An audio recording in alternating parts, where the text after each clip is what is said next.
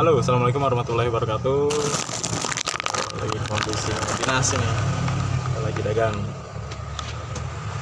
Kali ini saya ingin membagikan tentang pembahasan kalau denda itu memang sebenarnya wajib dibayar ya, karena kita di agama Islam pun sebenarnya yang namanya denda itu yang namanya hutang itu emang wajib dibayar gitu loh. Tapi ada satu hal yang perlu saya garis bawahi, bahwa zaman sekarang ini banyak tagihan-tagihan yang di luar hutang tapi ditagihkan kepada kita gitu. Contohnya, misalkan kita punya hutang di bank atau di leasing, di dalamnya itu di dalam hutang tersebut ada yang namanya denda, ada yang namanya bunga gitu kan. Misalkan kita nyicil kendaraan gitu, itu sebulannya misalkan 700.000, ternyata begitu kita breakdown 500.000-nya itu adalah utang, 200.000-nya adalah bunga. Nah, yang tidak wajib itu di agama kita adalah membayar bunga gitu kan, karena yang diwajibkan adalah 500.000 yaitu dendanya itu, tapi 200.000-nya itu sebenarnya nggak wajib. Itu adalah keuntungan perusahaan leasing. Kalau di agama tuh dibilangnya riba lah gitu ya. Tapi saya nggak mau bahas tentang pembicaraan ini secara agama, tapi secara kerugian aja ya.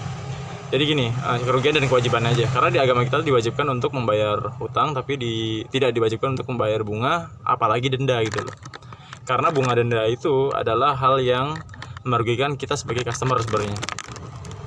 Sebenarnya nggak rugi, orang kita hutang cuma berapa, balikin kok bisa lebih gitu loh. Kalau misalkan teman-teman tetap mencari pembenaran ya, kan kita udah minjem, terus kita udah dibantu untuk pembelian kendaraan dengan cara mencicil, ya wajar dong kalau kita bayar bunga gitu loh. Nah, kalau menurut saya itu pemikiran yang yang kurang cerdas lah secara keuangan. Karena dibanding kita harus bayar 200.000 ke perusahaan leasing, itu lebih baik 200.000 itu kenapa enggak kita pakai untuk kebutuhan pribadi aja gitu loh. Misalkan yang udah rumah tangga itu bisa dipakai untuk beli susu anak, bisa untuk beli bensinnya mungkin, daripada harus bayar ke leasing. Ibaratnya gini loh, kenapa kita harus mencicil itu kan pasti dikarenakan karena kita tidak mampu untuk beli cash kan. Beli cash nggak mampu, terus berarti kan kita nggak mampu ya. Udah nggak mampu, kita malah punya keuangan yang nggak terlalu banyak, malah kita kasih ke hal yang nggak penting gitu loh. Kenapa nggak kita pergunakan untuk keseharian aja, untuk yang tadi kebutuhan beli beras lah, beli pampers lah, beli susu anak lah, misalnya kayak gitu kan. Ibaratnya gini, misalkan 700.000, 200.000 itu bunga ya, harus kita bayar ya.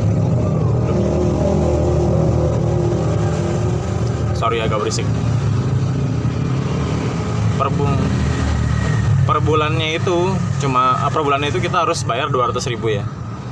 Sedangkan per satu rumah, rata-rata tuh satu rumah kalau yang ninggalin atau yang beraktivitas di luar tuh ada 4 orang aja misalkan. Biasanya motor ada 4 kan. Satu bulan per satu rumah itu mengeluarkan duit yang secara sia-sia gitu, sebesar 200 dikali 4 orang, berarti 800.000. Ibaratnya gini, kita punya gaji, udah mah gaji kita pas-pasan, terus tiap bulan kita disuruh bayar 200.000, kita tanpa ampun ya. Kalau misalnya kita telat malah disuruh bayar denda lagi. Terus sama bayar denda plus kalau misalkan mau pelunasan cepat ada lagi yang namanya penalti. Itu kebangetan banget kalau kata saya. Mendingan kita pakai buat yang inilah, yang lebih manfaat lah untuk keluarga gitu loh. Ya kan? Jadi buat teman-teman, sekali lagi saya kasih nasihat lah. Mudah-mudahan ini bermanfaat nasihatnya. Untuk secara agama itu bunga dan denda itu kita nggak diwajibkan untuk bayar. Tapi kalau hutang kita wajib. Misalnya kita hutang 10 juta ya, kita walaupun mencicil atau secara langsung kita akan harus bayar sebesar 10 juta gitu. Jangan per bulannya berapa sampai akhirnya misalkan 15 juta itu nggak baik namanya. Masa ya kita ngebantu orang gitu loh. Orang udah susah kita bantu. Saya bantu 10 juta, tapi kamu bagi saya 15 juta. Itu namanya bukan bantu, itu namanya malak. Gitu aja info dari saya, mudah-mudahan bermanfaat. Assalamualaikum warahmatullahi wabarakatuh.